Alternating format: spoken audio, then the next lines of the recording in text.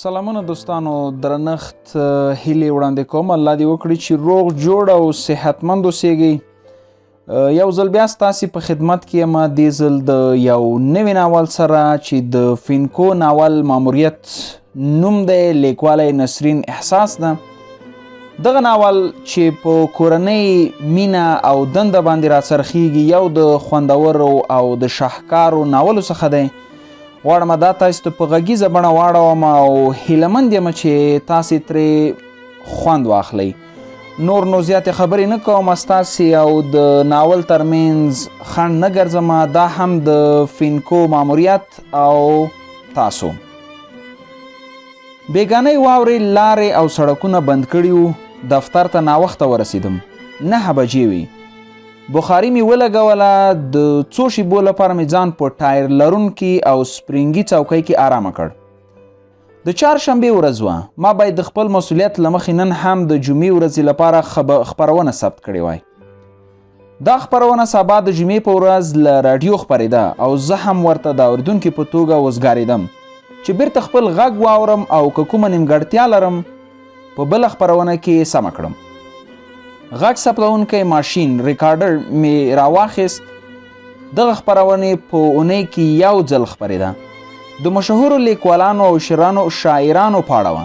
د هغوی د ادبي کړنو یادونه پکې کېده. د خپرونې په پای کې به مې خپله ټلیفوني شمیره اعلانوله څو هغه کسان چې اړوند نظرونه لري د اونۍ په اوږدو کې راسره شریک کړي. دې نظرونو ما ته ډیره ګټه درلوده. ډیری ښې نیوکې پکې وې او ځینې داسې وړاندیزونه یې لرل چې په رښتیا هم زما د خپرونې ښکلا پرې زیاتېده. ما اوریدونکو ته اهمیت ورکوو ځکه خو به د ډیرو کسانو زنګونه راتلل. نظرونه بیلابیل وو. چا به ویل ښکلې ده، چا به ویل نه، ان تر دې هم ښکلی شی. یو مازدیګر د سړک څنګ ته په پلې لار کې کور ته روان وم. کابل ښار کې ګڼه ګوڼه او شور په سر اخیستی و. نری نری شمال لګېده. د ټلیفون زنګ مې تر غوږو شو. روا مې خیست. له بلې او سلام سره مې یو سنګین او ښکلی اواز تر غوږو شو. تاسې طاهر سیلاب یاست؟ هو زه وم. حیران وم چې څنګه ځواب ورکړم. هم سخته او هم اسانه پوښتنه وه. آخر مې پریکړه وکړه. له یو شیبې ځنډ وروسته مې ځواب ورکولو ته ځان جوړاوه چې هغې بیا وپوښتل غږ مې درځي؟ هو زه یم. ګوره همغه چې په راډیو کې کار کوي؟ هو بالکل همغه یم. مهرباني وکړئ. ښه بیا نو نیکمرغه یم چې تاسې سره مخامخ خبرې کوم. نه زه هم نیکمرغه یم چې د غږ په اورېدو مو مشرف شوم. خو که ځان راوپېژنئ مهرباني به مو کړې وي. مننه اغلې ګلاب. زما نوم پروانه دی. د یوه لرې ولایت له وروسته پاتې ولسوالۍ مې درته زنګ وهلی دی. ستاسې خپرونې مې خوښیږي. ډیرې اورم خو زه له شعر او ادب سره زیاته مینه لرم. ستاسې غږ دې خپرونو ته خدای تعالی ډیر مناسب پیدا کړی دی. زده کړې مې نه دي کړي. په دې وختونو کې غواړم یو ناول جوړ کړم. که تاسې راسره مرسته وکړئ. په خبرو کې ور ولوېدم. ښه نو چې زده کړې دې نه دي کړي ناول به څنګه جوړوي؟ وبښئ څنګه لیکئ؟ بس کولی شم. زه یې احساسوم. ما اورېدلی چې په لیکوالۍ کې د حس ځواک ډیر مهم دی. یو څه باید حس شي بیا ولیکل شي. نو په دې حساب زما لومړۍ ستونزه حل ده. زه هر څه ښه دقیق احساسوم. یوازې پاڼو ته د لیک په برخه کې ورسره یو څه ستونزه لرم. دا خو به ډیره ګرانه وي. یعنې زه څنګه وکړم؟ بس ته به داسې کوې چې زه به درته خپل ناول برخې وایم. ته به یې په ریکارډر کې ثبتوي او کله دې چې وخت پیدا کړ نو په کمپیوټر کې به یې راته لیکي. هغه کوم پروګرام ورته وایي؟ اکسل دی که ورډ؟ یو ځل بیا ورباندې شکمن شوم چې څنګه یو نجلۍ ځان نالوستې بولي او ان د کمپیوټر له تخنیکي پروګرامونو سره هم اشنایي نه وي. دویم سم دی. ورډ ورته وایي. هغه بل پروګرام د لیستونو او جدولونو لپاره دی. په اداري چارو کې ډیر کاریږي. خیر دی. هغه خو ته پوهیږي موږ بیچارهګان خوړانده یو. څنګه ګلاب صاحب؟ دا مرسته راسره کولی شئ؟ ته خو به راته د نورو ادیبانو او خبریالانو غوندې منفي ځواب نه راکوي. سمه ده. ستا د خبرو په اړه به فکر وکړم. خو زه دې حیران کړم. دا کار خو لوستي کسان هم نشي.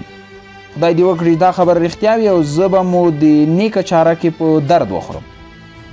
پوهېږم چې کیسه به یې ډېره جالبه او پیغام لرونکې وي. دا قضاوت به تاسې او لوستونکو وکړئ. زه په دې اړه څه نشم ویلی. له دې خبرې سره یې مننه وکړه او موبایل یې کټ کړ. د دې ښکلې غږ لرونکې نجلۍ په خبرو سخت حیران وم. له هغه ورځې پوره یوه اونۍ تېره شوه. کله به چې رایاد شوه نو رنګارنګ سوچونه مې کول. یوه داسې نجلۍ چې لوستې نه وي څنګه پوره ناول لیکلی شي؟ خبرې خو یې هم د نالوستو په څیر نه وي. بیا به چې دا خبره شوه چې د نورو غوندې به منفي ځواب نه راکوي نو حیران به شوم. د دې معنا دا وه چې تر ما وړاندې نورو کسانو ته هم وړاندیز کړی و. زړه او ذهن مې راته ویل چې پوره مرسته ورسره وکړه. هنر او ادبیات خو لوستې او نالوستې نه غواړي. ممکن دا کار د ادبي استعداد د غوړېدو سبب شي. ممکن یو ښه شاهکار ولیکي. یو مازدیګر له دفتر ناوخته راغلم. ستړی ستومان وم. په خپل اتاق کې مې ځان ته دیګ وکړ. ډوډۍ مې په خوند وخوړه. چای مې تیار کړ او ټلویزیون کې یو تفریحي خپرونه ته ناست وم. ډېره ښکلې میهني سندره غږېده. د عبدالله مقري سندره. دا وطن ودان وطن، دا د لوی افغان وطن، دا په مونږه ګران وطن، دا په مونږه ګران وطن. سر به چاته ټیټ نه کړم څو مې چې روح تن کې وي. سندره اوږده وه. د افغاني غرور او ښکلې وطن ستاینې پکې وي. شاعر د خپل وطن په زلزلو او طوفانونو هم پوره ویاړ کړی و. د افغاني ننګ او ایمان جذبې ننګولې وي. په همدې وخت کې د موبایل شرنګي زمونږ د سندریز مزل خنډ شو. راوچت مې کړ. د هماغه نجلۍ شمېره وه اوکې مې کړ. له پوښتنې وروسته یې وویل وبخښئ ښاغلي ګلاب صاحب، مزاحمت خو به مې نه وي کړی. نه تاسې مهرباني وکړئ اغلې. ودې پېژندم؟ ومې خندل او ځواب مې کړ ذهن مې لا کار کوي. دومره هرجن هم نه یم اغلې پروانې. خیر یوسې مننه. ما ویل زما د خبرو په اړه دې فکر وکړ؟ د کومو خبرو؟ هماغه ناول. ښه هو ومې کړ. ما خو لا هماغه وخت د هو پرېکړه کړې وه. خو ستا درک نو او ما مناسبه ونه ګڼله چې زنګ درپسې ووهم. له ډېر سوچ وروسته مې تصمیم ونیوه چې کیدای شي په دې کار له پروانې سره نه له خپلې ژبې او هغه ادب سره مرسته وکړم چې لا د انسانانو په سینو کې جامد او ناویلی پروت دی. نو لنډه دا چې هر وخت کولی شې راته زنګ ووهه، زه ستا کیسه لیکم او بیخي د خپلې کیسې په څیر یې لیکم. خپله کیسه؟ ته خپله هم کیسې لیکې؟ هو، کله شاید له راډیو به دې اورېدلې وي، خو زه تر ډیره په تخیلي سوژو پسې ګورم. ورکه وایې زمونږ واقعي ژوند ډیر تریخ دی. څه ته خلک ورباندې پریشانه کوو. ویې خندل. تاسې رښتیا وویل. زه خو وایم که بیخي د خیال په لمن کې پناه واخلو نو بیا به زمونږ د ژوند حقیقي سوژې د زمان په څپو کې ومري او د هیر په هدیره کې به خاورو ته وسپارل شي. خبرو یې اغېز راباندې وکړه. ورته مې وویل ته تر دې وړاندې یوه پوښتنه لرم. څه پوښتنه؟ هسې ما ویل چې پخوا خو د ناولونه حتمي لوستي او کوي د چا دي؟ ګلاب صاحب تا لکه چې هیر کړل چې زه په لیک او لوست نه پوهېږم. زه یو شډله کلیواله نجلۍ یم. ما یوازې اورېدلي له راډیوګانو یا له خپلو لوستو خورلڼو. اوس به کوم درته یادوم. که رښتیا ووایم یوه راډیوي ادبي خپرونه هم راڅخه قضا شوې نه ده. خو که مې دا کار نشو کولی تاسې سره مې اړیکه نه نیوه. راځه امتحان به یې کړو. بیا هم درته وایم چې جوړولی شم. جوړول نه، لیکل. هو لیکل وایم درته. لیکل ورته وایي که کاږل ورته وایي. خو پوهېږم ناول هم د تخلیقي ادب یوه ډېره مهمه برخه ده. یعنې ته په ادبیاتو هم پوهېږې؟ بده نه یم. له ادبیاتو سره مینه لرم. تل د ادیبانو خبرې اورم. سمه ده، هېڅ ستونزه نشته. ستا د ناول به موضوع څه وي؟ نجلۍ وویل د یو امریکایي عسکر کیسه درته کوم چې افغانستان ته راغلی دی. څه یې کړي او څه ورپېښ شوي دي. دا مې له یو چا اورېدلې، خوښه مې شوه. ما ویل باید ولیکل شي، باید زموږ د تاریخ یوه برخه هم وګرځي. ښه سمه ده، هر وخت چې تا غږ وکړ زه به چمتو وم. نږدې 20 دقیقې خبرې مې وکړې. له هغه ماښام نه 3 ورځې تېرې شوي. د پروانې درک بیا پسې ورک شو. یو غرمه په دفتر کې ناست وم، کوم ځانګړی کار مې نه درلودو. د معلوماتو لپاره مې فیسبوک او نورې پاڼې کتلې او په اصطلاح آنلاین مطالعه مې کوله چې د پروانې زنګ راغی. اوکې مې کړ. له جوړ په خیر وروسته مې وویل ښه نو که دې خوښه وي بیا به ناول پیل کړو. ځواب یې راکړ سمه ده ګلاب صاحب، خو ما خو د همدې لپاره زنګ درته وهلی، خو که دفتر کې وي یا بوخت وي څه خبر نه ده، بل وخت به یې درته ووایم. نه زما بوختیا پسې مه ګرځه، اوس مې دا هم د کار یوه برخه بللې ده. همدا به یې ښه موقع وي، په کور یا لاره شاید داسې آرام ځای ونه لرم. ستا غږ باید روڼ ثبت شي چې ماته یې لیکل اسانه وي. لنډه شیبه غلې وه او بیا یې وپوښتل ګلاب صاحب بلې اورم. شروع یې کړم هو بس څه ته ګورې، کوښښ وکړه چې آرام یې ووایه او ماته یې بیا لیکلو کې څه ستونزه نه وي، ځکه ویل یې اسانه خو لیکل یې سخت دي. سمه ده، پایل یې داسې دی چې سر مې راپورته کړ، د سهار 6 بجې وې. ټول زندانیان ولاړ وو، ټولو په خپلو خولو کې برسونه وهل، پر شونډې سپین زګونه ولاړ وو. پر دیوال ځوړندې جنتري ته مې وکتل. د 2007 کال د اګست میاشتې 3 نیټه وه. زما ترڅنګ پروت زنداني اوس هم ویده و. دی ګرم هم نه و، ټوله شپه یې نارامه تېره کړې وه. 40 یا 45 کاله عمر به یې درلود. سر یې خریلی و، د غوږونو تر سور پورې لوی او غیر منظم ویښتان درلودل. د سابندۍ ناروغۍ یې درلوده، شراب یې څښل، نور فتنې به یې هم کړي وي، خو اوس په غلا ګیر شوی و. زندان ته یې د راتګ دلیل همدا و. په لومړیو ورځو کې یې راته ویلي و زه لا نه وم پاڅېدلی چې د زندان د کوټې دروازه خلاصه شوه. د زندان یو کارکوونکی راغی، له یو پیالې چای سره یې د سیلو یوه ډوډۍ هم راکړه. د امریکا حکومت ښه و، پر زندانیانو یې د خوړو ډیره سختی نه راوسته. شاید چې د خپلو وګړو سره به یې د نورو په پرتله ښه چلند کوه. د غرمې په ډوډۍ کې به یې کله کله د ناخودو شوروا او کله کله خالي وریژې راکولې. چای مې وڅښه. په همدې ورځ 2 بجې وې چې د زندان ساتونکی راغی. په تنده لهجه یې وویل راځئ تاسې د 1.5 ساعت لپاره تفریح کولی شئ. یو د پاخه عمر زنداني وپوښتل له دې مخکې خو مونږ کله دومره تفریح نه وکړې، دا مهرباني وله کومه شوه؟ ساتونکي ور غبرګه کړه غلی شه مرداره، بس ما پسې ګرځه.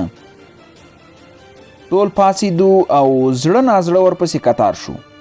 زندان ډیر لوی و، ډیرې کوټې یې درلودې، خو موږ به په یوه لویه سالون ورته کوټه کې نږدې 20 یا 25 تنو گزاره کوله.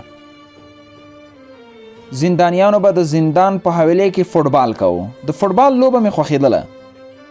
د ښوونځي پر مهال مې له خپلو ټولګیوالو سره ډیره کړې وه. ټولو به د وږو لیوانو په څیر په توپ پسې منډې وهلې او بې ځایه چغې به مو وهلې. خو هغه مهال موږ لوبڅار نه درلود چې زموږ تېروتنې ونیسي او کنټرول مو کړي. ما د زندان لویو دیوالونو ته وکتل. له ډینګو دروازو یې داسې ښکارېده چې خورا ډیر مصرف ورباندې شوی دی. خو بیا هم زندان و. قضا ماسپښین و. لمر د زندان په لویو دیوالونو خپلې مایلې وړانګې خورې کړې وې. له څه وخت تېرېدو وروسته ساتونکي په خپل لاس تړلی ساعت ته وکتل. له 3:30 تېرې وې. غږ یې وکړ راځئ وخت پوره شو، بیرته ستنېږو. ټول بیرته د سرتېرو په څیر منظم شو او خپلو ځایونو ته لاړو. زه لا هم سم نه وم ناست چې دروازه خلاصه شوه. یوه په قد لوړه ښځه راننوته، پوځي دریشي په تن وه، نرۍ ملا یې تر تر نری ملا تړلې ملابند څخه یې وسله ځوړنده وه. له یو پایک لرونکي خولې یې لنډ ژیړ ویښتان راوتلي وو. ټول ودرېدو. زموږ په منځ کې په غرور او ځانګړي انداز وړاندې تېره شوه. په بر سر کې ودرېده او بیا یې خپل ځان را معرفي کړ. زه د زندان نوي مشره یم، کاترین هیولي. زه قانوني ښځه یم. که تکراري مجرمین یاست او پخوا مو زما نوم اورېدلی وي نو بیا خو باید تاسې زما په قوانینو کلک پاتې شئ، که نه بیا خو پوهیږئ چې سزا کې مو زیاتوالی راځي. زه د یوې مور په څیر مهربانه هم یم خو جدي هم یم. تاسې کومه ملکي نظارت خانه کې نه بلکې یوه پوځي زندان کې یاست، ځکه باید پوځي قوانینو ته ژمن پاتې شئ. زما ژمن انسانان ډیر خوښیږي. ټولو په یو ځل سرونه وخوځول. دا له هغې سره زموږ د بیت او ورڅخه د اطاعت په معنا و. نوې مشره چې کله وتله نو په تلو کې خپل نرم لاس زما په مخ کېښود. په نریو ګوتو یې زما غومبوری کلک ټینګ کړ. همداسې یې خپلې ګلابي شونډې پر غاښونو ټینګې کړې. ما هم ورته پورته وکتل. په ګلابي اننګو یې رنګونه خواره شول. راته معلومه شوه چې ښه آرام ژوند لري. د نورو پوځیانو غوندې سختي نه ده ورباندې تېره شوې او ماته هم راوښوده چې ښکلی یې. ښه نو دا خبره وه چې دومره ډېر تفریح راکړه لکه چې دا د نوي مشر یوه ډالۍ وه چې موږ د احسان په جال کې راګیر او ځان تابع کړي. کېناستو. په همغه شپه مې له یوې کوچنۍ کړکۍ پاس اسمان ته کتل. ټول زندانیان ویده وو. په شنه اسمان کې روښانه ستوري ځلېدل. یو شیبه زه هم له ځمکې پورته شوم. د اسمان څکالي غوندې ورزونه مې پیدا کړل. په ستورو او تیارو کې ګرځېدم. زه به لا د فکر په لوی سمندر کې ډوبم چې چا مې پر اوږه لاس راکېښود. مخ مې ور واړوم. ملګری ټام فینکو مایکل و. دی په کو مایکل یعنی غوی مایکل مشهور و. له ما نه مخکې زندان ته راغلی و. توره وحشتناکه څېره یې درلوده. سر یې خریلی و. پلنې ډبلې شونډې یې درلودې. ویې خندل. ژیړبخوند او نامنظم غاښونه یې راښکاره شول. څه خبره ده انډیواله؟ ولې لکه عاشق د کوچنۍ کړکۍ کې ګوري؟ بهر څه دي؟ لکه چې ستوري دې خوښیږي؟ هو ډېر زیات مې خوښیږي.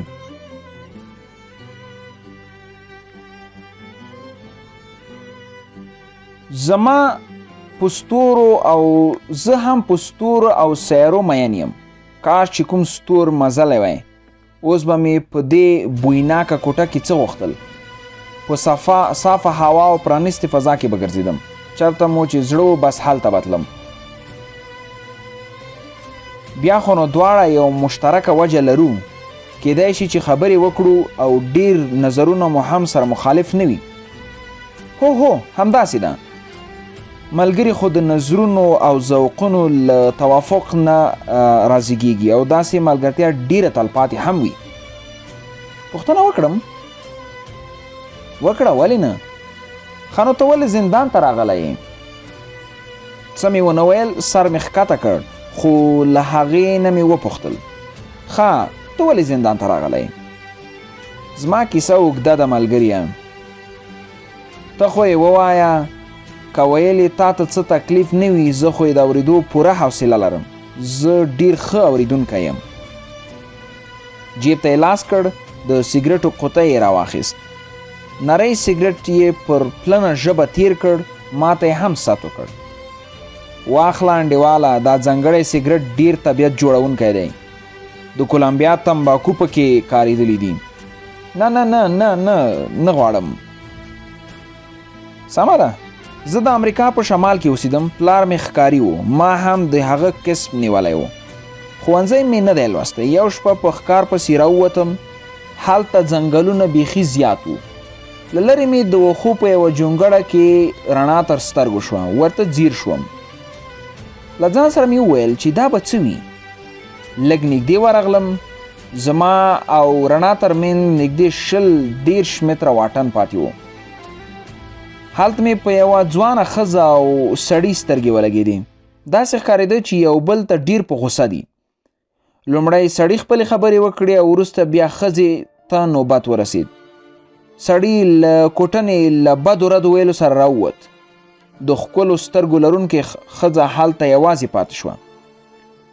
ډېره مظلومه ښکاره شوه. ښکارېده چې سړی ورسره کوم زیاتی کړی دی. د خواخوږۍ او همکارۍ حس مې را بیدار شو. بس دلته ما هم له موقع ګټه واخیسته. جونګړې ته دننه ورغلم. ښکلي او د ژیړو ویښتانو والا ځوانه ښځه ناسته وه. ما ته یې په وارخطایي وکتل. ورغږ مې کړ. مه ویرېږه، زه در سره مرستې ته راغلی یم، خو که راته ووایې چې دلته څه کوې. نجلۍ هیڅ هم ونه ویل. بس ما ته یې یوازې په وارخطایي کتل. ورنږدې شوم. ډېره ښکلې وه. دغه جوپتیا او مړاو سترګو لا ښکلا ورکړې وه. ورو مې د هغې ګوتې ټینګې کړې. زړه یې ډک و. په ژړا شوه. سر یې زما په غېږ کې کېښود او سلګو واخیسته. څو شېبې همداسې تېرې شوې. څه سر به در خوږوم انډیواله، ای انډیواله. نور مې نو صبر ونه شو کړی. د هغې ښکلې نجلۍ د هوسونو لیونی احساس په هوا کړم. له واکه ووتم. نور پر ځان نه یم پوه شوی. یو وخت مې چې سترګې وغړولې نو سر ته مې 2 پولیسان ولاړ وو. بیګانی ځوان هم ورسره و. نجلۍ ته مې وکتل. ویښتان یې جړ وړ وو. پر مخ یې زما د لاسونو نوکارې ښکارېدې. غاړه هم شلیدلې وه. دواړه لاس او پښې مې تړل شوي وو. پولیسانو راواخیستم. د ځنګل په منځ کې په تیر شوي سړک پوځي موټر ولاړ و. ور اوچتې کړم. هغه ځوانه او ښکلې نجلۍ هم راسره کېناسته. سترګې مې ورته ټیټې وې، خو یو ځل مې په غلا ور وکتل. اوس یې په سترګو کې د کرکې اور بل و. له غوسې سرې اوښتې وې. هغه خواره او ډنګره وه او زه په خپل ځواک او زور نه وم پوهېدلی. بس مخامخ یې زندان ته راوړم. واه، ستا کیسه دا ده. د تاوتریخوالي او ښځو ته د سپکوي، دا خو رښتیا هم لوی جرم دی. که خفه کېږي نه نو ته خو چندان سړی نه یې. هسې درته خلک غویی نه وایي. غویی؟ هو، زندان کې ما اورېدلي چې ته په کاو مشهور یې. ویې خندل. هو، رښتیا وایي، څه خبره نه ده. که په خره او خنزیر مشهور وي څه به مې کول. ما هم وخندل او ومې ویل ښه، تا غلا نه بلکې دا بدفعلي کړې ده. هو، زه په همدې سبب د زندان میلمه شوی یم. چې غلا وای ډېر به ښه و. بد نوم خو به یې نه درلود. ګوره مایکل جانه، ته باید پوه شوی وی. کله چې هوس غالب شي نو عقل او شعور مخه ښه کوي. انسان په شیطان بدلیږي او د څو دقیقو وروسته ورته له حیوانات نه خپل هویت بیرته راستنیږي. اوس خپله کیسه کوه. ته یې ولې راوستلی یې؟ زه مین شوی یم. سړي وخندل. ښه، نو په مینتوب هم څوک زندان ته راځي؟ هو، که ستا غوندې بدفعلي سړی زندان ته راوستلی شي نو دا کار هم کله کله تا د زندان تر پنجرو رسوي. دا دی زه خو راغلی یم. زما پر ورانۍ لاس کېښود او ویې ویل ځه فینکو جانه، ته خو یې ووایه چې زه هم پوه شم. اوس خو هسې هم زما په کیسه پوه شوی یې. هو، زه ژمنه کوم چې آزاد شوم نو هغه نجلۍ دا که ښځه پیدا کوم یې بخښنه ترې غواړم او واده ورسره کوم. باور وکړه چې غواړم له زندان وروسته سم سړی شم. دا د غوی تخلص خامخا له ځانه لرې کوم. غواړم بیرته مایکل جونز شم. جونز د فلوریډا یو ډېره مشهوره او تاریخي کورنۍ ده. ورته ومې ویل ښه تصمیم دی. د ښو کارونو لپاره هیڅ وخت ناوخته نه وي. اوس نو زه هم درته خپله کیسه کوم. زه چې کوچنی وم نو په خپل پلار او مور ډېر ګران وم. موږ په واشنګټن کې اوسېدو. پلار مې په ښار کې د سبزیجاتو پلورنځی درلود. مور مې په یوه مشهوره سینګارتون کې کار کوه.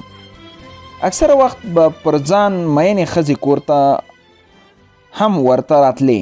پلار مې په وجود ډنګر و. د ده په ځان جامې په بازار کې نه پیدا کېدې. کله کله خو درزیانو یا خیاطانو هم ورته خندل چې د جامو د ټوکر له اړخه څومره کم مصرفه دی. شاوخوا 7 کلن وم. د کرسمس مراسم وخت را رسېدلی و. موږ ټول د میلې لپاره راوتلي وو. پلار مې له لاسه نیولی وم. لارې، سړکونه او پارکونه له خلکو ډک وو. په پارک کې څو کسانو د کارتون جامې اغوستې وې. ننداره یې جوړه کړې وه. تم شو. مور مې له شتمنو ښځو سره ولاړه وه. د خپل ځان په اړه یې ورته خبرې کولې. د هغوی د ښکلا ستاینه یې کوله. یوې غټې بدرنګې ښځې ورته وویل: هغه دې څه کېږي؟ مور مې زړه نازړه ځواب ورکړ: خاوند مې دی. د ځان په څیر یوې بلې ښځې ته یې وکتل. موسکی شوه. پلار مې زما لاس ټینګ کړ. موږ ورو ورو روان شو. نږدې 1 که 2 بجې وې چې کور ته ورسېدو. په هغه شپه ډېر بې خوبه وم. تر ناوخته مو په مړه خېټه خوب وکړ. د رخصتي له امله مې مور او پلار هم کارونو ته نه و تللي. له ډېرې مودې وروسته دواړه خوښ ښکاره کېدل او یو شېبه خپلې ځانګړې خونې ته ننوتلي وو. دا هم درته ووایم چې فینکو زموږ د کور په حوض کې د یوه لوی کب نوم و. هغه مې پلار ته ګران و.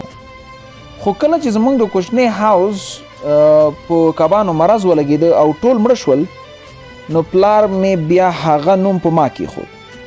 خو زما هیڅ لامبو نه وزده. له سمندر مې هم بد راتلل.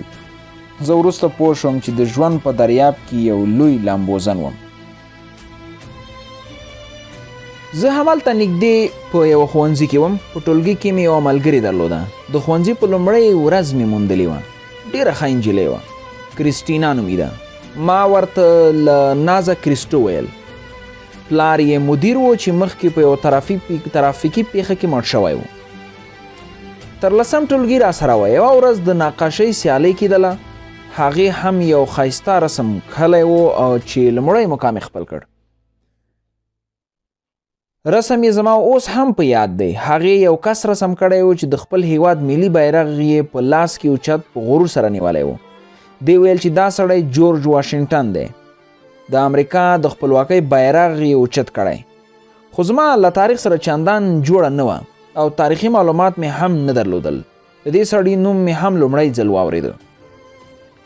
وخت همداسې تېرېده. ما له ځانه سره مشره خور او له هغې نه مشر ورور هم درلودل. زه تر 21 کلونو پورې له خپل مور او پلار سره یو ځای وم. ورور مې پوهنتون خلاص کړ. بیا یې له خپلې یوې ټولګیوالې سره واده وکړ. له خپلې میرمنې او ماشومانو سره جلا شو. خور مې هم په خپله خوښه ژوند غوره کړ. په همدې وخت کې مې مور او پلار هم یو له بل سره په څه خبره وران شول. ترمنځ یې سخت شپې او ورځې راغلي. ګذاره یې نه کېده. بس یو له بل نه یې طلاق واخیست. زه نو بیخي یوازې پاتې شوم. تازه د ځوانۍ په جوش هم راغلی وم. ملګري او سیالي وه، خو جیب مې تل خالی و. د جنجالونو کیسه داسې وه چې یو سهار مې پلار را باندې غږ کړ: فینکو جانه، نوې ورځپاڼه راته ولوله.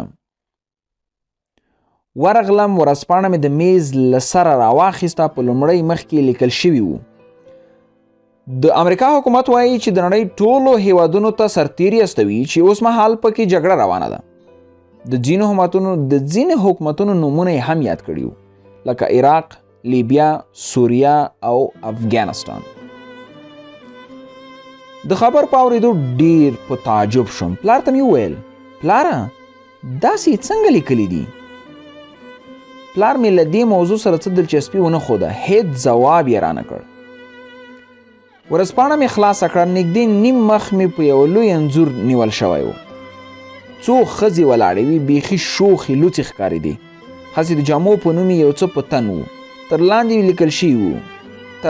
مې لیکل شوي کرښې ته وکتل: د ښار هغه سینګارتون چې میرمنې پکې د سپوږمۍ په څیر ځلیږي، اوس په یوه ستره فاحشه خانه بدله شوې ده.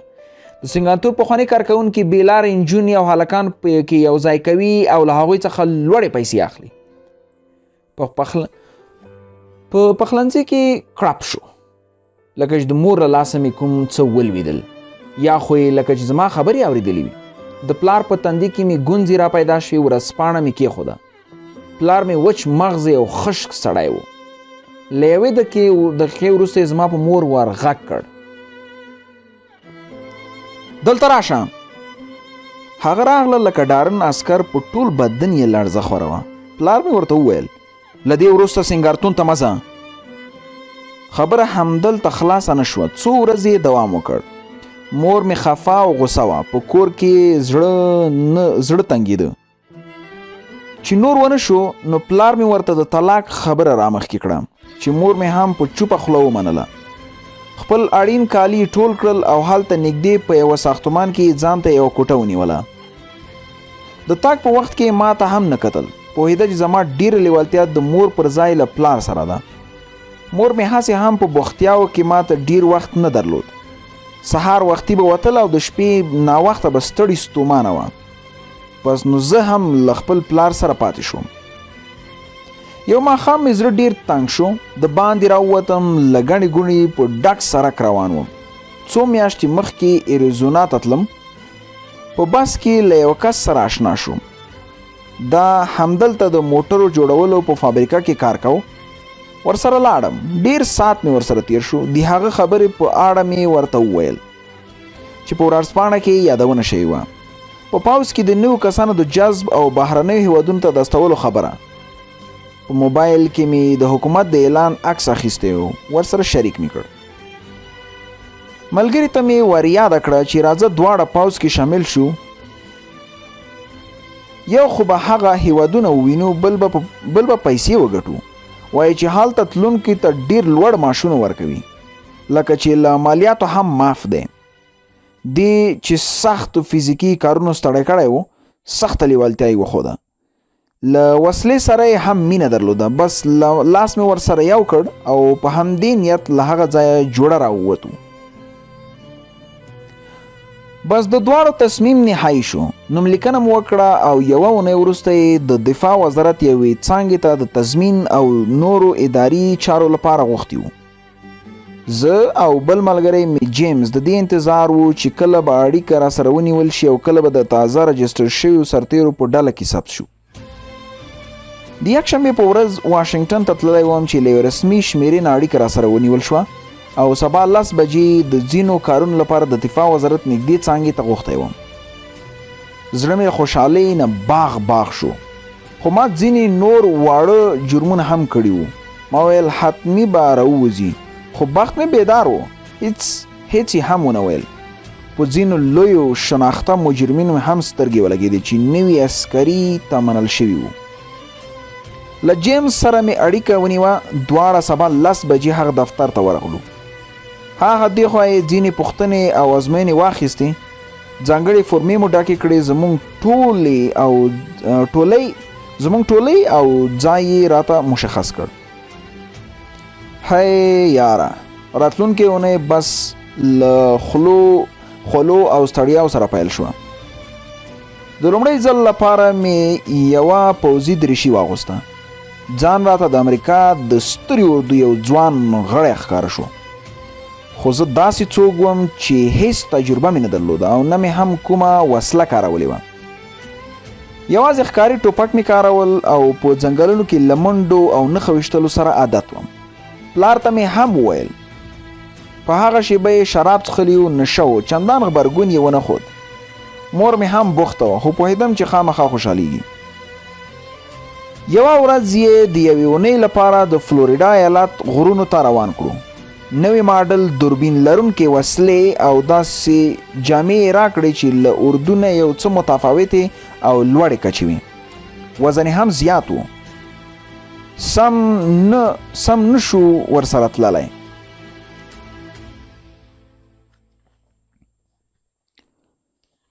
هلته یې راته وویل چې دا غرونه بیخي د افغانستان غوندې دي. یوازې فرق یې دا دی چې هلته به دومره ځنګلونه نه وي.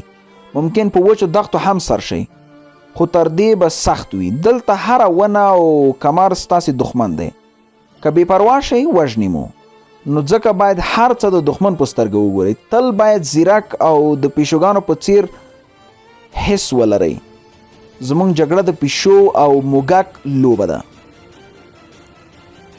یوې ښځینه نظامي ښوونکي زما ټوپک ته مرمۍ ورتیره کړه او راته یې کړل. ځوانه، دا د امریکا د پوځ تر ټولو موډرنه وسله ده. د دې کارول هم اسانه دي، هم دوربین لري او هم یې مرمۍ په ډېر لرې فاصله کې تخریب وړتیا لري. د ډز پر مهال باید په خپله سترګه او ګوتو پوره حاکم وي. وړاندې 3 کونجه مثلث ته یې اشاره وکړه او ویې ویل د هغه مثلث مینځ کې ستا د دښمن دی. نښه پرې ونیسه او وله کوښښ وکړه چې مرمۍ له مثلث نه ونه وځي. که ووته بیا په دې معنا ده چې بیا دښمن ته ختم کړی یې. سترګې مې پټې کړې او یو دراس شو. د باروتو بد او تریخ بوی مې حس کړ. بوږنونکی و، خو غرنۍ سیمه کې له شنه لوګي سره خور شو. دا په دې ټوپک لومړی ډز و، بیا یې بوی نه کاوه. د ټوپک له ډز نه سخت ویرېدلی وم. استاد زما د شا له بکسې نه یو غوږۍ راویسته او زما په غوږ کې یې راکېښوده. نور به د خپلو ډزونو غږونه راباندې لوړ او بد نه لګېدل. نښه مې هم په ښکار کې د تجربې په سبب ډېره بې ځایه نه لګېده. ښوونکي به هم راته په پټه ګوته نیغه رکړه او په یوه بې خونده مسکا به یې ونازولم.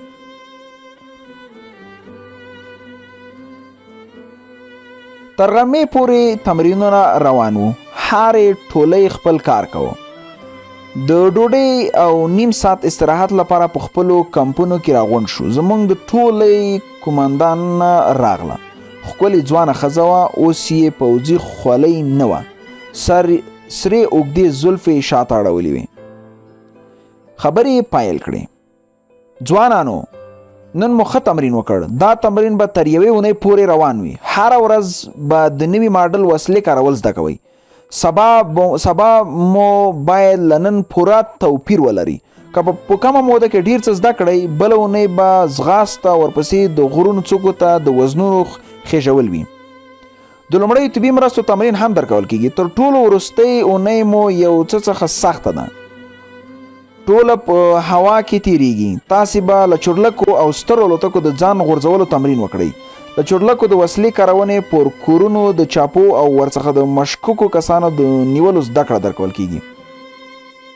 کوم ځوان وپوښتل، اغلې موږ د کوم هیواد لپاره روزل کېږو؟ قومندانه غوسه شوه، ویې ویل دلته باید زه پوښتنې وکړم. غلی شوه، بد یې ټولو ته وکتل، خو له چوپتیا وروسته یې نه پوهېږم ولې ځواب ورکړ. افغانستان ته. هلته به القاعده او د دوی مرستندویان وژنئ. د خپل هیواد د امنیت ساتلو لپاره به قرباني ورکوئ.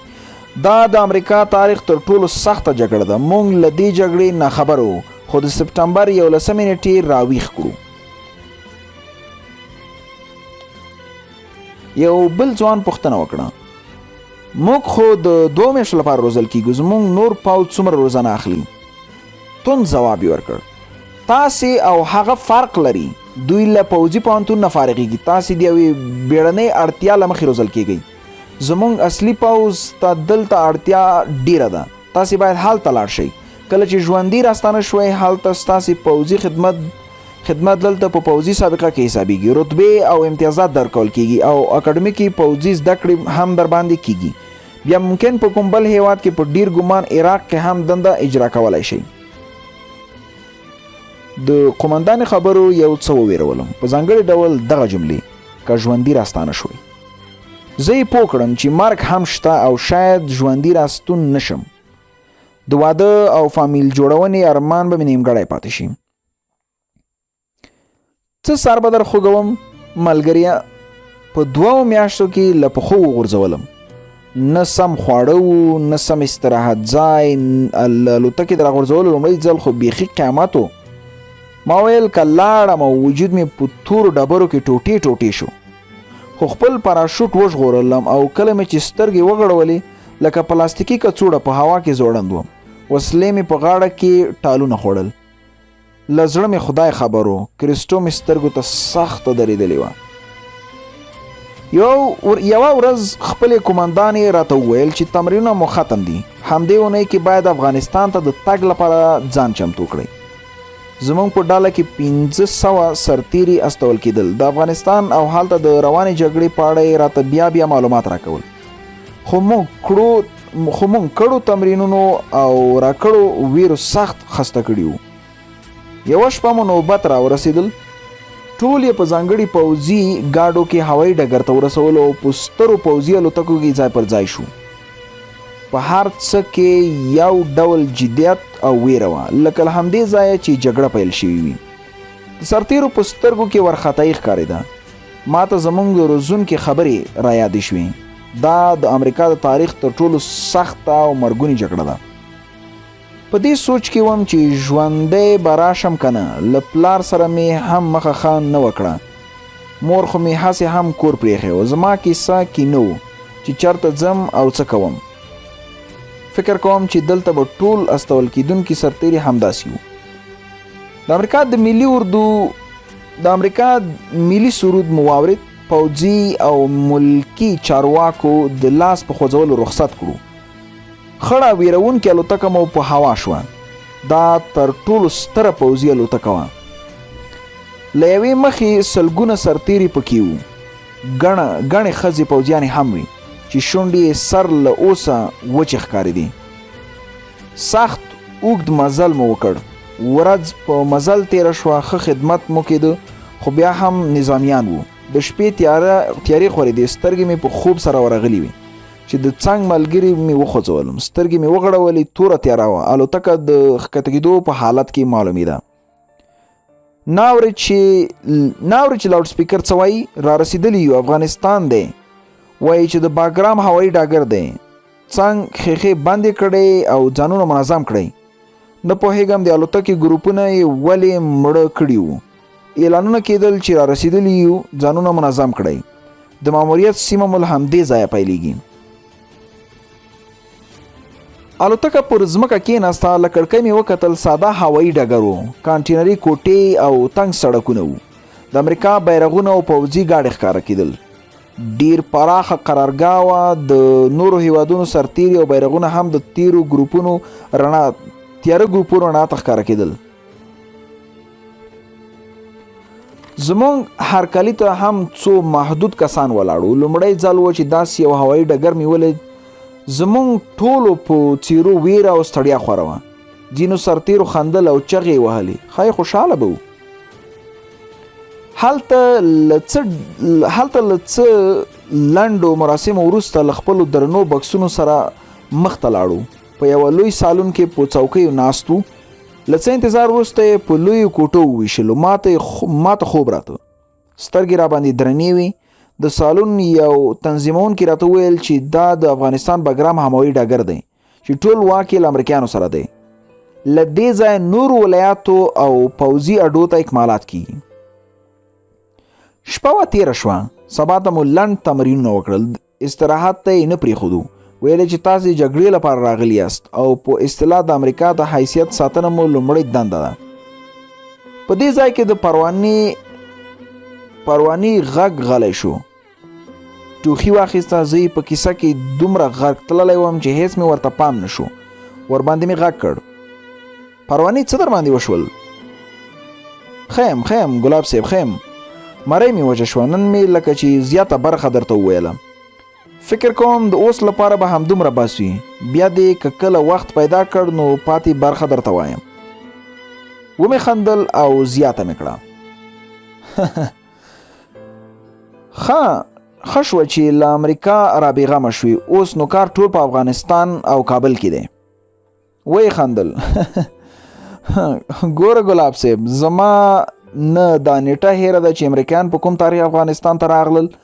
دا نیټه ورته وګوره، خو که نه وه مهمه هم نه ده. سمه ده، ته ډاډه اوسه. اوس لپاره همدومره بس دی. غوښتل مې یوه بله برخه هم درته وکړم. کومه خبره؟ هسې ما ویل په زنګ وهلو ستا مصرف راځي. ته د کور نجلۍ یې. که یې بده نه ګڼې نو د ناول د نورو برخو د راورولو پر مهال ماته یو مسکال راکوه.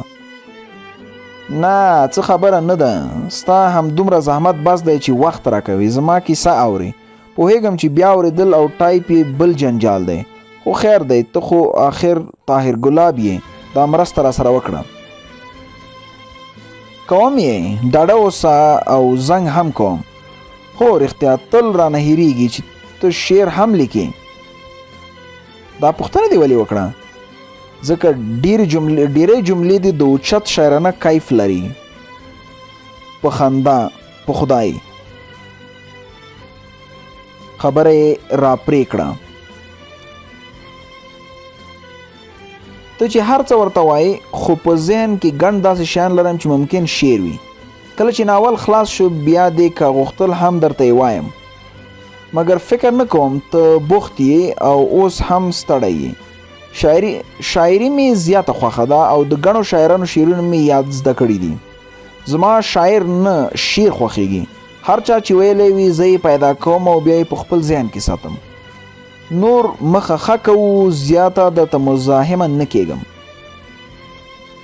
موبایل یې پرې کړ غږ یې بند شو زما هم لاس وچ شوی و پاڅېدم او په ذهن کې مې یو ځل بیا د هغې ویلې داستان یو تکراري فلم په څیر راواړو 3 ورځې تېرې شوې کارونه مې زیات وو زموږ د راډیو مشر ځینې اضافي کارونه راسپارلي وو سخت یې ستړی کړی وم لکه چې کومه پروژه وه چې موږ باید د هغو د اخیستنې لپاره زیات کار کړی وای 4مه ورځ خبر شوم چې زموږ پروژه کامیابه شوې په همدې خوښۍ یې زموږ د ملګرو لپاره د پروان ولایت ګلغونډۍ سیمې ته یو چکر برابر کړ دا وخت نو د غویي میاشت وه کابل پوره شین و ما د ګلغونډۍ په اړه اورېدلي و چې ارغوان ګلونو پوښلې غونډۍ ده سندرغاړی ګلزمان ورته یوه ښه سندره هم ویلې ده په ګلغونډۍ د ارغوان جوړې میلې دي ځان جوړوه لاس راکوه ګلې ورځوچې نندارې دي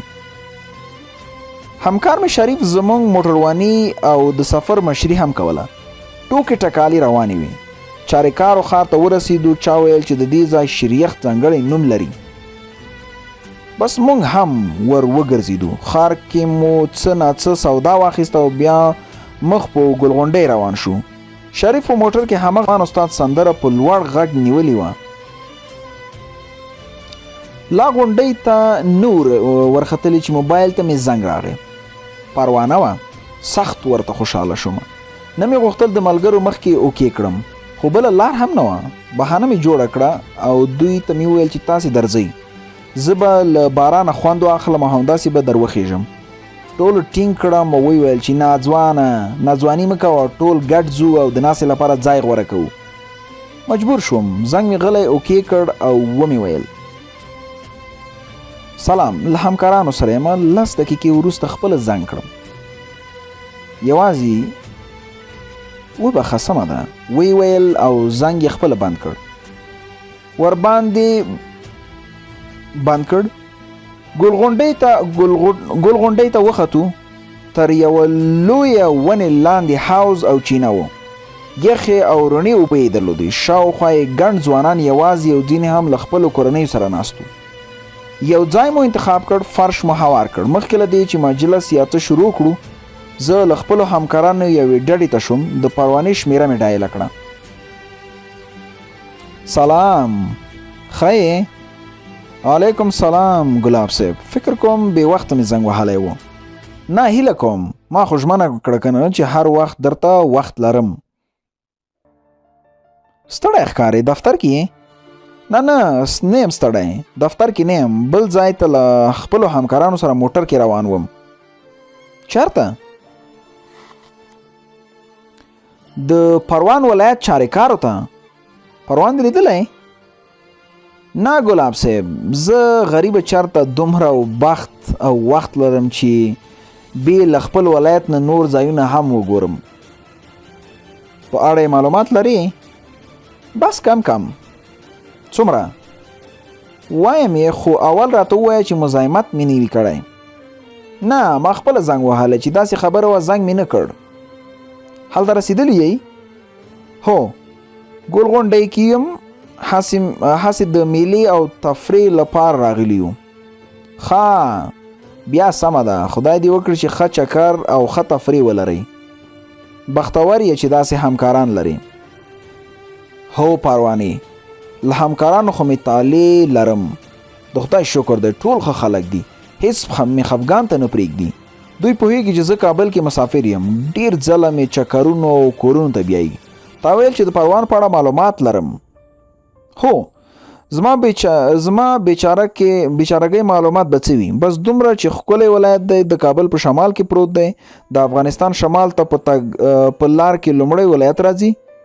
ښه هوا، شنه فصلونه، خواږه انګور او د ګلغونډۍ میلې ځای لري. شمالي سالنګ یې اهمیت لا هم زیات کړی. وایي چې د چاریکارو شیریه هم ډیر مشهور دی. پښتانه هم پکې شته، په غوربند او شینوارو کې ژوند کوي، خو ډیر لوی ولایت نه دی. ډیری سیمې له کاپیسا سره شریکې دي.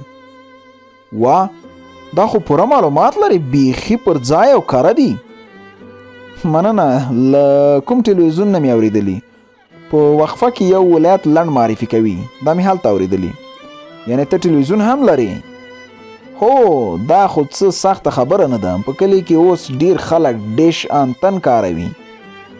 دا ځینې تلویزیونونه ورباندې رانیسي، کله کله ستاسې ښاریانو له حاله خبرېږو.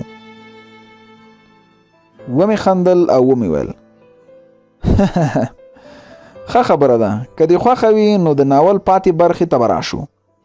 ادامه یې: هو، د همدې لپاره مې زنګ وهلی و.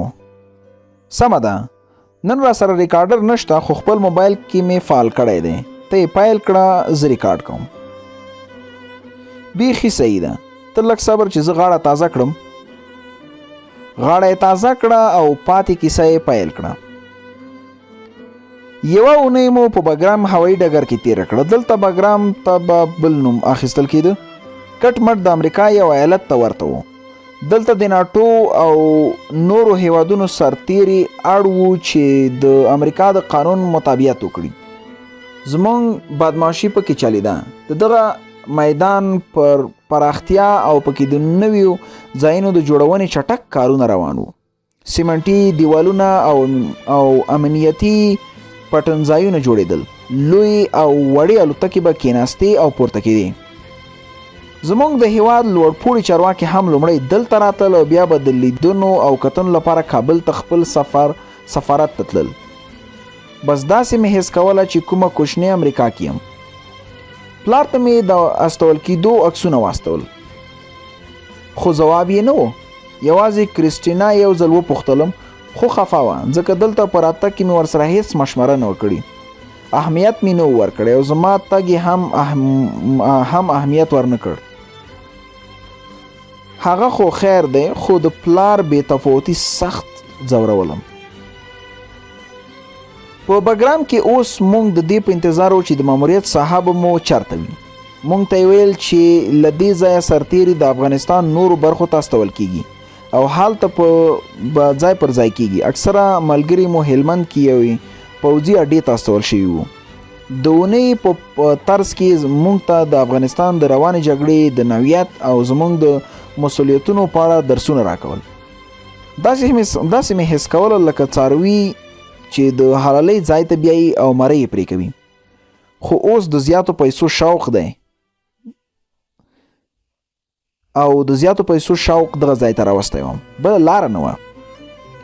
د اونۍ په پای کې زمونږ ډلې ته احوال راکړ چې نن د شپې مو الوتنه ده، د ماموریت ځای ته واستول کېږي، خو سفر مو چورلکه کې دی.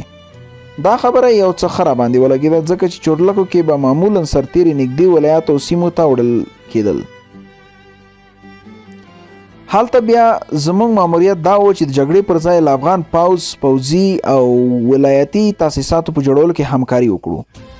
خو که په کوم ګواښ راته متوجه کېده بیا هر څه هېرېدل او یوازې د جګړې سرتیري وو. په لویو الوتکو کې سفر بیا په دې معنا و چې لویو او لرې ولایتونو کې پوځي اډو ته د جنګي سرتیرو په توګه ځو. نیمه شپه مو ځانونه بسته کړل. زه نه پوهېدم چې الوتکې به ولې د شپې پروازونه کول. فکر کوم چې زمونږ هوایي ډګر هم ډیر خوندي نه و. د توغندیزونو بریدونو ویره وه او د شپې داسې شی نه معلومېدل. بس نیمه شپه مو پرواز وکړ. د یوې لوی ښار له پاسه تېرېدم. لاندې مې راکتل، تیارې او رڼاګانې سره ګډې وې. دا د افغانستان پلازمینه کابل و. د ژوند تفاوتونه د دې ښار په رڼاګانو کې هم ښه حس کېدل. 3 الوتکې له ښاره تیرې شوې، بیا په تیارو او غرونو ور برابر شو، خو مزل مو لنډ و او په یو کوچنی هوایي ډګر کې کېناستو. د شپې په تیاره کې د 2 څرخې لویې الوتکې ګردونه نه ښکاره کېدل، خو د تیارې تیزوالی راوښوده چې دوړه ده. شپه مو تیره کړه، سهار شو. د یو لوی غره په لمن کې کوچنۍ پوځي اډه کې وم. امریکایي سرتیري پکې ګرځېدل، ګڼ پوځي ټانکونه او لیږدونکي ګاډي پکې ولاړ وو. څنګ ته مو یو عمومي پوخ سړک تیر شوی و. له سړک هغه غاړه د خواره واره کلي، لویې کلاګانې، دنګې ونې او باغونه ښکاره کېدل. زمونږ له پوځي اډې هم څو سیمټي دیوالونه او په هرو څو مترو کې لوړ څارونکي برجونه جوړ شوي وو. له دیوالونو 100 متره وراخوا هم د اغزنو سیمونو یو دیوال را ګرځېدلی و. مخکې راغلو سرتیر ویل چې په دې سیمو کې د شپې لخوا برق هم خوشي کېږي چې مخالفین ترې راوانه وړي. په څو شپو کې له خپلې نوې دندې او ساحې سره بلد شوم. زما لپاره تر ټولو ښه ملګري د اسلم خان په نوم افغان ژباړن و. هغه د دې قرارګاه د ژباړونکو مشري کوله. خروال ته هم ډیر منلی و. ځانګړي ساتونکی یې درلود. ښه انګلیسي زده وه. موږ به چې کله خپل میشن یا ماموریت یا عملیات ته وتلو نو په ده به ډیر ډاډه وو. موږ به په ساده ټانکونو کې وړاندې کلیو او سیمو ته تللو. هلته مو له کلیوالو سره خبرې کولې. د ښوونځي زده کوونکو ته به مو قلمونه، کتابچې، بکسونه او بسکټونه ورکول. زموږ بله دنده دا وه چې د ځان په ګټه مثبت تبلیغات وکړو. ځینې پاڼې او اخبارونه وویشو چې موږ ته یې په پښتو او دري چاپ کړي وو. خو د دې ولایت اوسېدونکي پښتانه وو. پوهېدو چې له موږ سره حساسیت لري، مګر څه نه وایي. موږ به په لاره بوډاګانو، ښځو، نور عامو خلکو ته د سلام په دود لاسونه اوچتول، خو دوی به ځواب نه راکاوه. بد یې راکتل. نرانو یې لوی جامې او پګړۍ درلودې. هغو څیرو ته ورته وې چې موږ ته یې په پخوانیو درسونو کې د طالبانو په نوم راپېژندلي وو، خو یوازې وسلې ورسره نه وې. دې سیمې عجیبه ښکلا درلوده. دا به د پسرلي برکت و، که هر وخت به یې غونډۍ او غرونه شنه وو. خو کله به چې په خپله بهره کې د پیره کې د څار برج ته وختم نو په دوربین کې به مې ترې لرې پورې په شنو بوټو او واښو پوښل شویو غونډیو، چینو او له سړک هغه غاړه لویو وړو کلیو ته کتل. ډېره عجیبه هوا یې درلوده.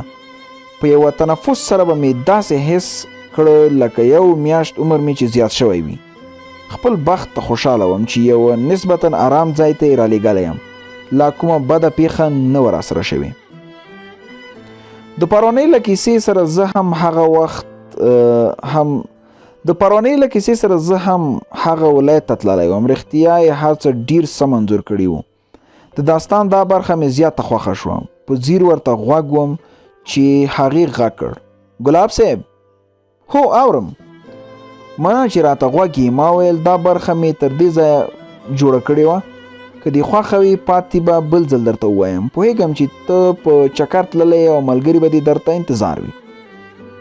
ځواب مې ورکړ: څه خبره نه ده، که خلاص وي سمه ده، خو زما لپاره یې مه ختموه. نه، باور وکړه، دا برخه همدومره وه، نوره بل وخت درته وایم. سمه ده. هو رښتیا د ګلغونډۍ په اړه دې د ګلزمان استاد هغه سندره اورېدلې؟ په خبره کې ور ولوېدم. په ګلغونډۍ د ارغوان جوړې میلې دي. هو همدا مې یادوله، درته زمزمه یې کړم. حیران شوم چې څه ورته ووایم. د هغې غږ ډېر ښکلی و او زمزمه خو به بیخي په شیدو کې د زیړو غوړو خبره وه. ځواب مې ورکړ: دا خو به دې لویه مهرباني وي. پرته له دې چې ځواب راکړي، زمزمه یې پیل کړه. ډېر ښکلی غږ یې و. زه یې له زمزمې سره بیخي د ارغوان د ګلونو مینځ کې ورک وم چې د شریف دروند غږ مې واورېد: پاڅه مجنون صاحب، دې وختونو کې د خبرې بیخي زیاتې شوي. اشپزي پیل کړه، ستا مسافري به موږ ته کله په درد وخوري. موبایل مې له ویرې پلی کړ، زمزمه یې نیمایي پاتې شوه.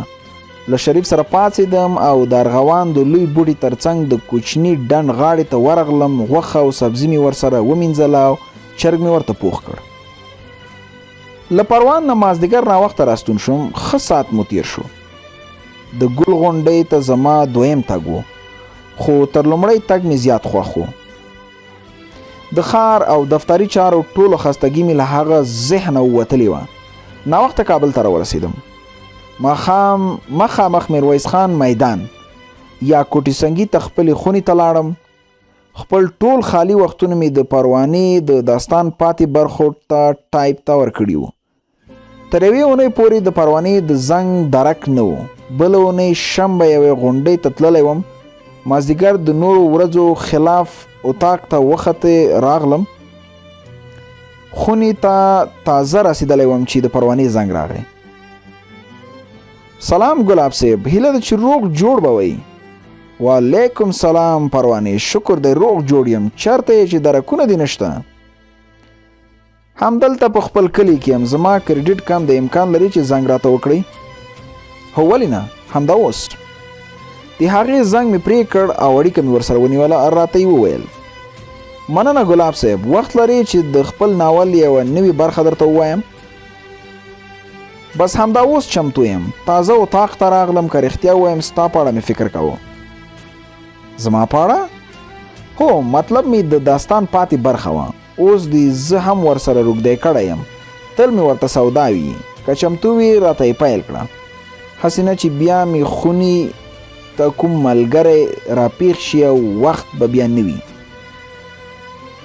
په سترګو پاتې برخه یې داسې ده. د پیرې په لیست کې مې نوم نه و. له ډېرې مودې وروسته مې د شپې آرام خوب وکړ.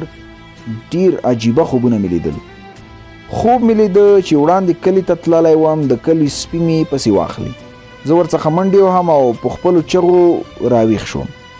8 بجې وې. مایکل د خپل ټوپک په څوکه چوخ کړم.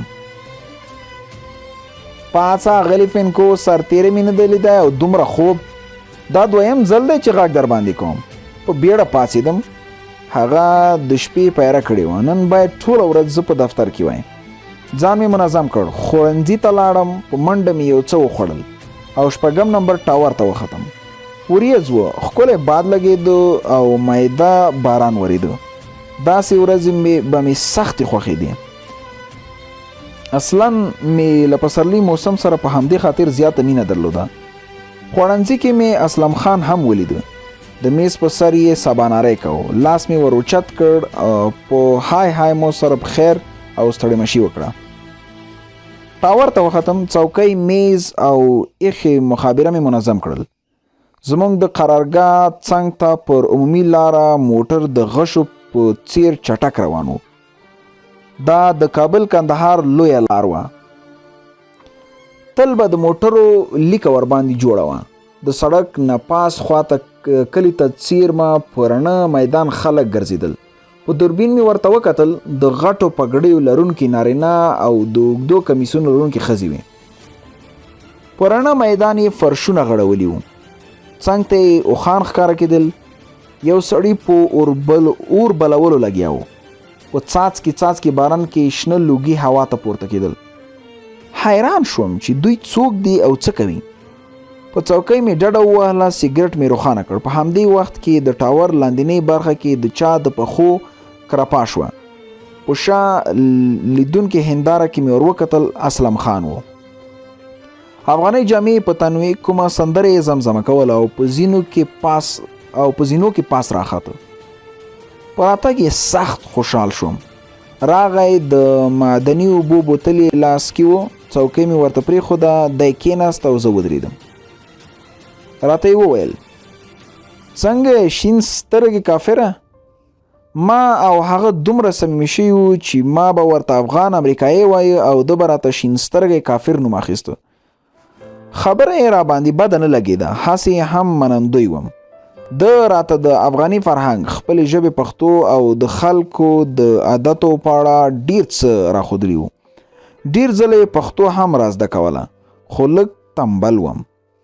سترګې مې هماغه خوا نیولې وې چې اسلم خان وپوښتل ته څه ته ګورې شین سترګې اشنا؟ ورته مې وویل هغه په هواره ډډه کې ناست کسان تازه را پیدا شول. مخکې نه پوهېږم څوک دی او څه کوي. کوم ګواښ ماخ ترې ونه زیږي، ما ته خطرناک ښکاري. اسلم خان وخندل نه ښاغلیه، هغوی ته کوچیان وایي. دوی همداسې ژوند او دود لري. سخت مې وخندل او اسلم خان جدي شو. دې کې د خندا څه خبره ده؟ ولې ونه خندم؟ زما په سترګو او دوربین دې دومره باور نه راځي چې کوچنیان او لویان سره بیل نشم؟ هغوی لوبې نه کوي، لګیا دي څه جوړوي. په شونډې یې مسکا وغوړېده. شین سترګیه، کاش دا څو ټکې پښتو مې نه وی درښودلي. کوچنیان نه، کوچیان. کوچیان؟ هو، یعنې تل د کوچ او تګ په حال کې دي. ثابت استوګنځی نه لري. بس چې چېرته ښه څړځایونه، اوبه او هوا وي، همدلته دوی وي. په بیابانونو کې خیمې وهي، په کې اوسي. دوی شتمن او مالدار دي، یعنې اوښان، وزې، میږې او پسونه لري. په دې خبره یې سخت خندا راغله او ومې ویل خان نو هغه د خیمې څنګ ته د اوسپنې اوښ ډېر ښکلی ښکاري. تراکټور یادوي؟ اسلم خان غوسه شو او ځواب یې راکړ شین سترګیه، څنګه احمق شوی؟ د ماډرن ژوند سره خو باید کوچیان هم یو څه پرمختګ وکړي. ښایي اوښان او میږي مخکې استولي وي، یا به یې وروسته راشي. خو لري تراکتور خو لري تراکتور خو باډي لري، په هغې کې خپلې کډې وړي. ته خو پوهېږې چې د تراکتور ټایرونه ځکه لوی دي چې په دښتو، غرونو او ریګونو کې ښه مزل وکړي، او دا د کوچیانو د لیږد لپاره ښه ګاډی دی. په همدې خبرو کې چې یو بل ته تراکتور هم له سړک د هغې خواته ور وګرځېده، له کالیو ډک و. یوه سپي ژبه رایستلې وه او منډې پسې وهلې. اسلم ته مې وویل هغه بله کډه هم را ورغله، شاید خپلوانې وي. هو، دوی ډیر اتفاق لري، خو یو محرومیت هم لري. څه؟ بې تعلیمه دي، ماشومان یې له ښوونځي پاتې دي.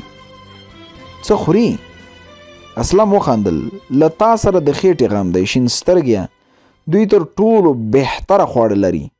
شیدې، زیړ غوړي، غوښه، مستې، پنیر، قرت، دا ټول طبي خواړه دي چې هر وخت یې په واک کې وي. خبرو کې ور ولوېدم او ومې ویل ښه، ځکه نو دومره قوي او ښکلي دي. ته څه پوه شوې؟ مخکې مې په دوربین کې ورکتل، هغه مهال یې خیمه نه وه درولې. ټول په کار لګیا وو. له نورو افغانانو یې غټ وجودونه درلودل.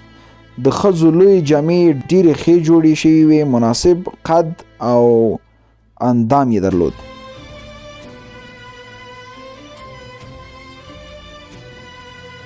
اسلم جدي شو، وی ویل دا کار مه کوه شین سترګیه. ته پوهېږې زموږ په فرهنګ کې ښځو ته کتل او په اړه یې خبرې کول لوی جرم دی. که ته هلته د دوی له خیمې سره نږدې وای او کومې ښځې ته یې داسې وګورې، هغوی به ستا پروا نه لري چې څوک یې، نه د زور او موقف کیسه کې دي، بس سر دې پرې کوي او ځان درنه بېغمه کوي. واو، دوی د طالبانو په څیر دي.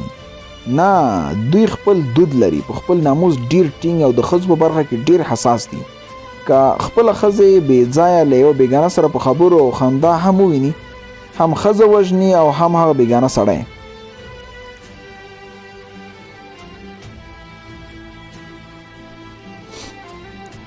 ښه، یعنې دوی هم وسلې لري.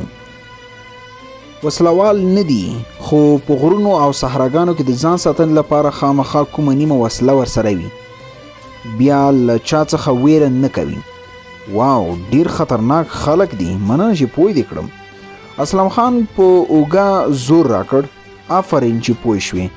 که ژوند و کله دې له نږدې ورولم. کله ته ما ګوره څه چې همدا اوس هغې خواته یو چکر ووهو.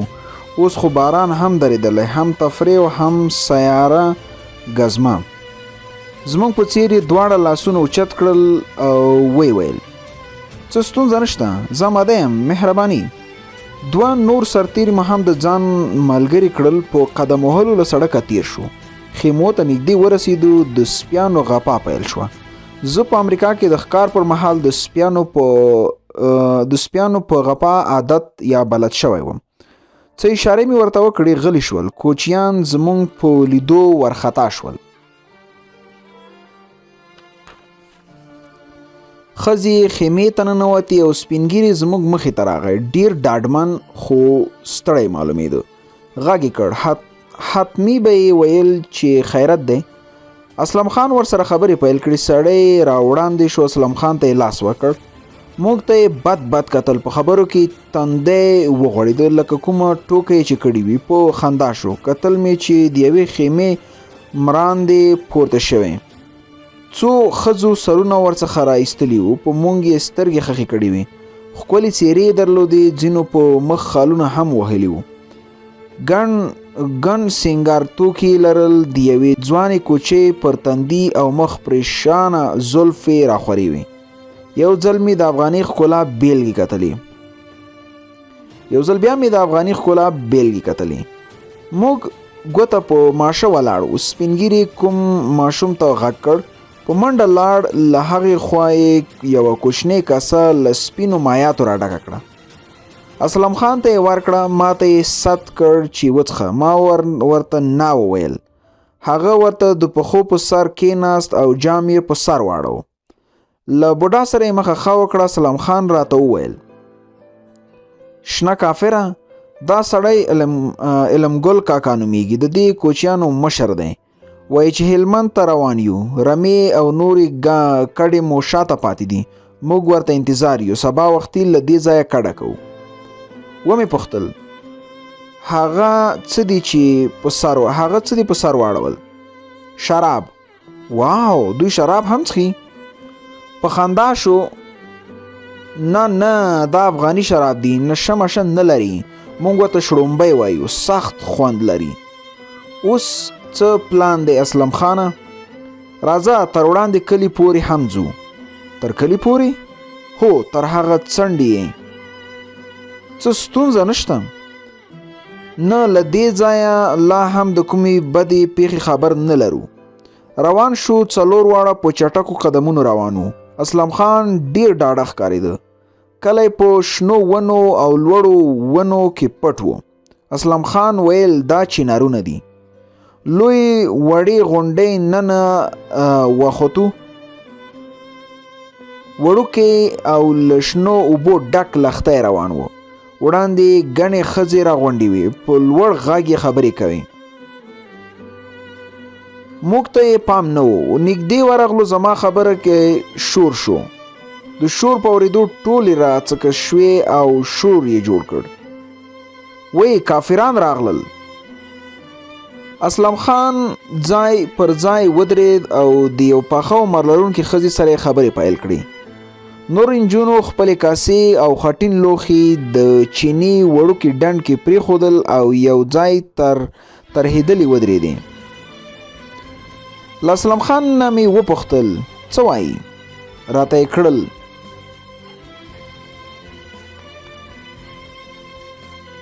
کومه ستونزه نشته. ما ته غوسه دي. وایي دلته څه غواړي؟ ځئ ورک شئ. یوې ښکلې او په قد له نورو نجونو لوړ نجلۍ څه وویل او ټولې ښځې په خندا شوې. اسلم خان هم وخندل. ما بیا هم چې وویل چې څه وایي. اسلم خان وویل هغه نجلۍ ستاسې په اړه وویل چې دا باري خرو په څېر یې بار کړي دي. ما ته هم خندا راغله. خپل وسایلو او جامو ته مې کتل. رښتیا هم ویرونکې ښکارېدم. وسله، دوربین، مخابرات، د اوبو خوړو یوه بکسه، د اضافي مرمیو برخه، د لومړۍ طبي مرستو توکي، د شپې لیدونکي څراغ او ټول هغه شیان وو چې زه یې غټ ښکاروم.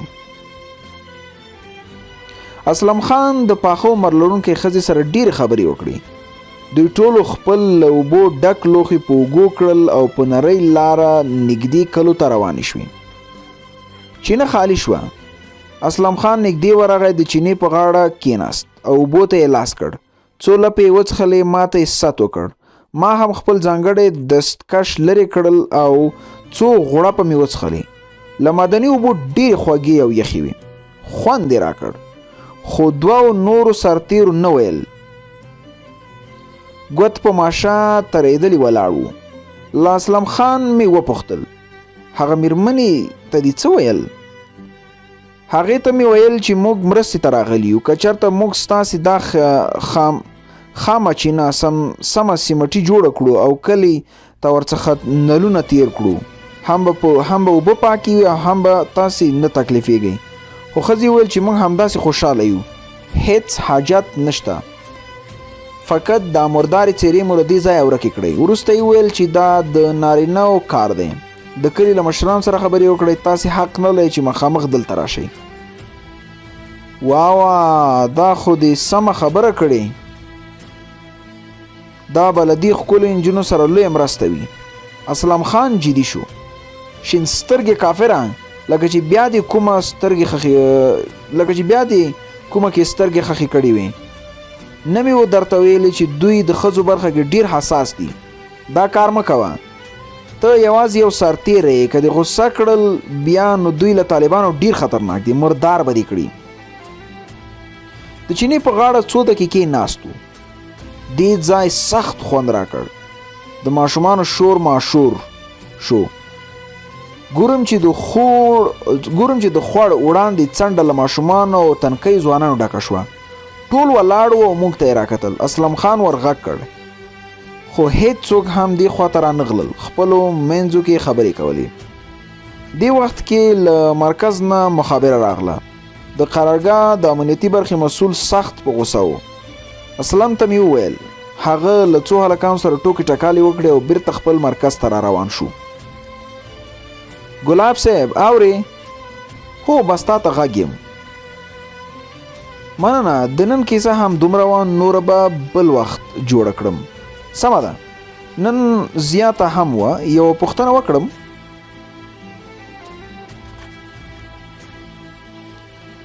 وکړه، ولې نه؟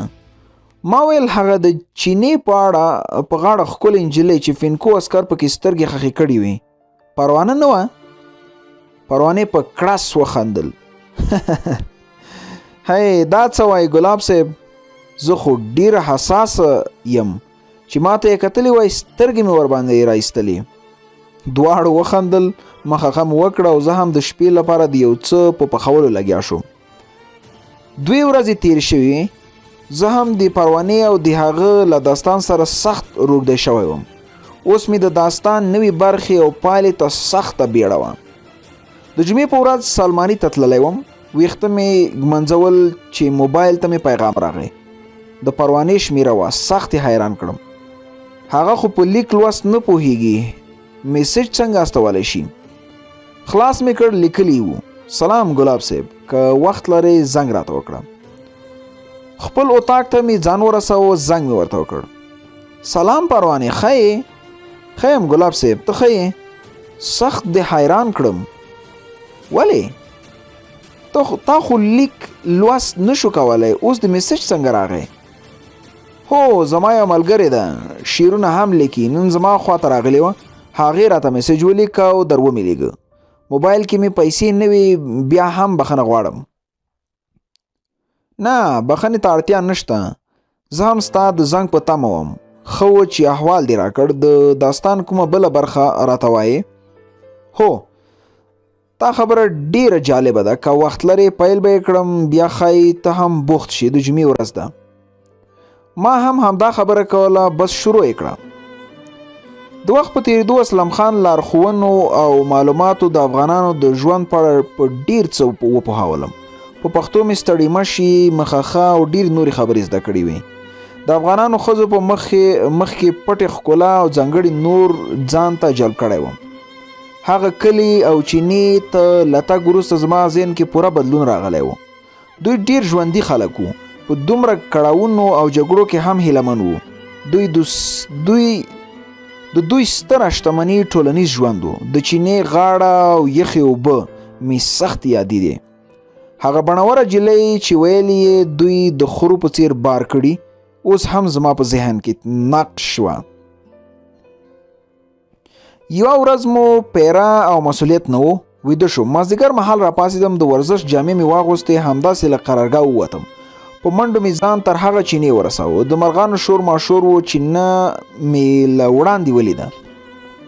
درې څلور نجونې او 2 ماشومان ناست وو. په لوړ غږ یې خبرې کولې. زه د چینې د شا له خوا وړاندې ورغلم. په شنه پوله روان وم. د پښو ښکالو مې نه اورېدل کېده. یوه پکې هغه ټیټ قدې او ښکلې نجلۍ هم وه. د یو ماشوم را پام شو، چیغه یې کړه. ټولو مخ راواړو. ټیټ قدې نجلۍ له ورختې د چینې کوچنۍ ډنډ ته ولوېده. د اوبو له منځه یې یوه لویه ډبره راواخیسته، زما پر لور یې راګوزار کړه. کافره مردار خوره، ته بیا دلته راغلی یې؟ له ډبرې مې ځان بچ کړ. نورو ښځو چې لوی لوی کمیسونه یې وو بد رد یې ویل پیل کړل، خو زه نه پوهېدم چې څه به یې ویل. دا ښځې راته کوچنیانې ښکاره شوې. له کلیوالو نجونو سره یې درنې ژبې او جامو فرق درلود. یوازې همدا یوه کلمه ښکارېده. یوازې همدا یوه کلیواله ښکارېده. ټیټ قدې او بڼور نجلۍ وړاندې راغله. سخت وویرېدم. د تېښتې لار مې کتله چې هغې پر مخ سختې لاړې راتو کړې. مردار خوره، د ځناور بوی درڅخه راځي. ځه ورک شه چې دا شنې سترګې دې راوباسم.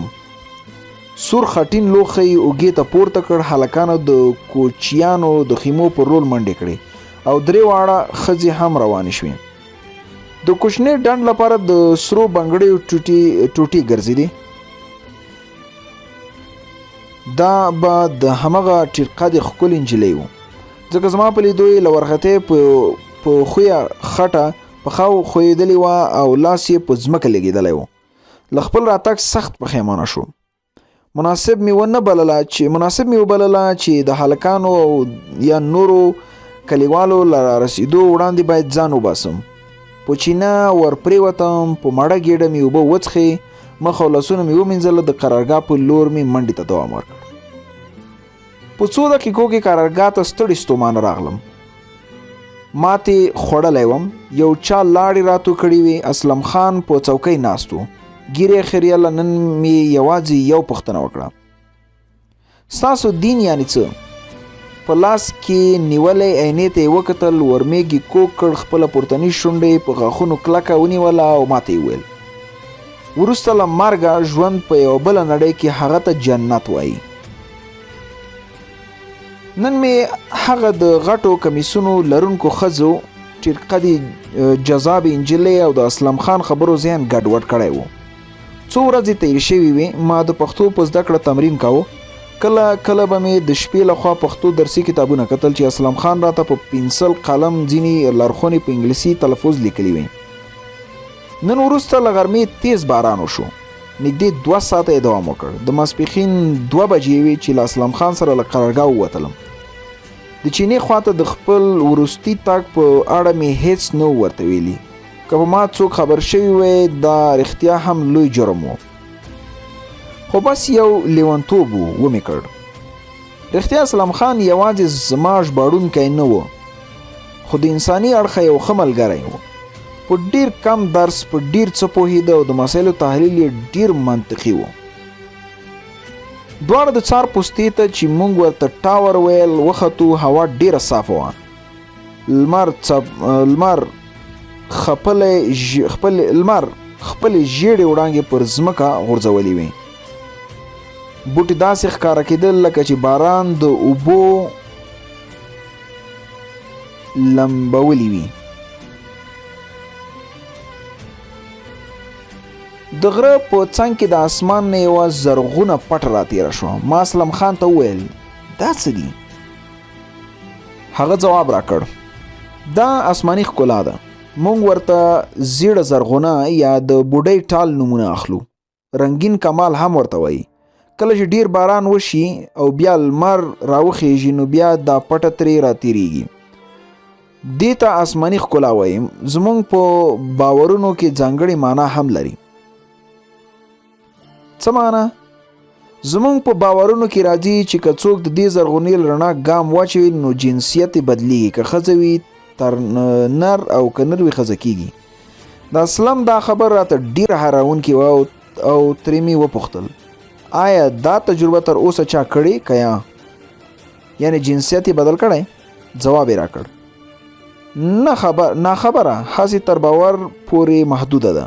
ښایي تاسې امریکایان هم له دومره پوهې او پرمختګ سره داسې ناوړه باورونه ولرئ. دا د هر ولس په فرهنګي پانګه او باورونو کې موجود شی دی چې پرمختللی او وروسته پاتې نه غواړي. غلی وم رښتیا چې خپله هم ګڼ داسې باورونه درلودل.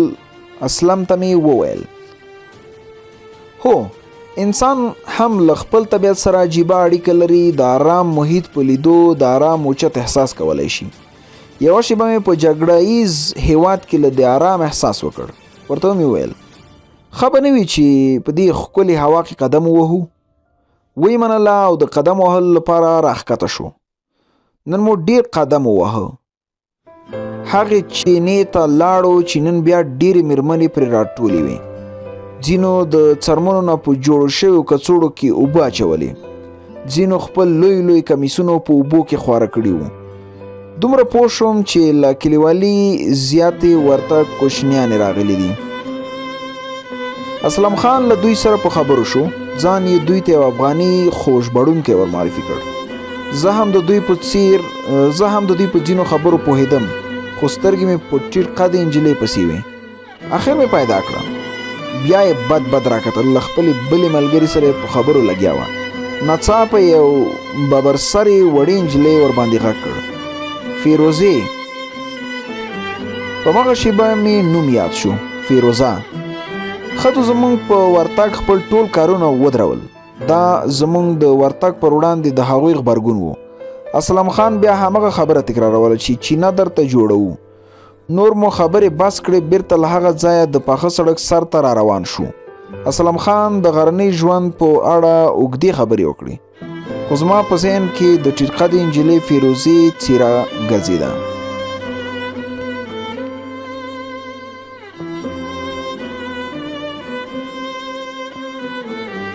ورځې هم داسې تېرېدې. د دې خلکو یعنی افغانانو د دین او مذهب سره مې ډېره مینه پیدا شوه. یو سهار اسلم خان ته ورغلم. په یو کوچنۍ کانتینري کوټه کې د یو کتاب په لوستلو بوخت و. زما په لیدو خوشحاله شو. ویل دننه راځه. ما ویل نه درځم، یوه جدي پوښتنه لرم. هغه دا چې که زه وغواړم چې ستاسې دین ته درشم نو کولی شم؟ ډېر خوشحاله شو. ویل ډېر اسانه ده، زه به یې درته ووایم. بیا یې یو څو داسې کلمې راته وویلې چې د هغه د دین نمایندګي به یې کوله. راپاڅېد، سخت خوشحاله ښکاره کېده. په اوږه یې زور راکړ او ویل هر څه در زده کوم، ته یوازې اراده وکړه. ښه لار دې انتخاب کړې، ته بیخي د افغانانو غوندې شوی. وخت همداسې تېرېده. نور سرتېری زما او د ژباړونکي په ملګرتیا دومره خوشحاله نه ښکاره کېدل. ښایي ځینو به زما وروستی بدلونه هم حس کړي وي. یوه ورځ راته اسلم خان ویل چې زه د یوې میاشتې لپاره هلمند ته بدل شوی یم. هلته کوم نوي مشر راغلی او ځینې ویناوې کړي. د ژباړې کارونه یې ما ته راسپارلي. ژر بیرته راستون شتم ځکه دا زما ولایت دی. د خلکو په ژبه او لهجه تر ما بل کوم ژباړن ښه نه پوهېږي. د هغه له تګ به 25 ورځې تېرې شوې وي چې ماښام 2 ټانګونه یا زریپوخ موټر راغلل. له 2 لوړپوړو قمندانانو سره 2 تنه سرتېري هم وو. زما پوښتنه یې وکړه، پیدا یې کړم.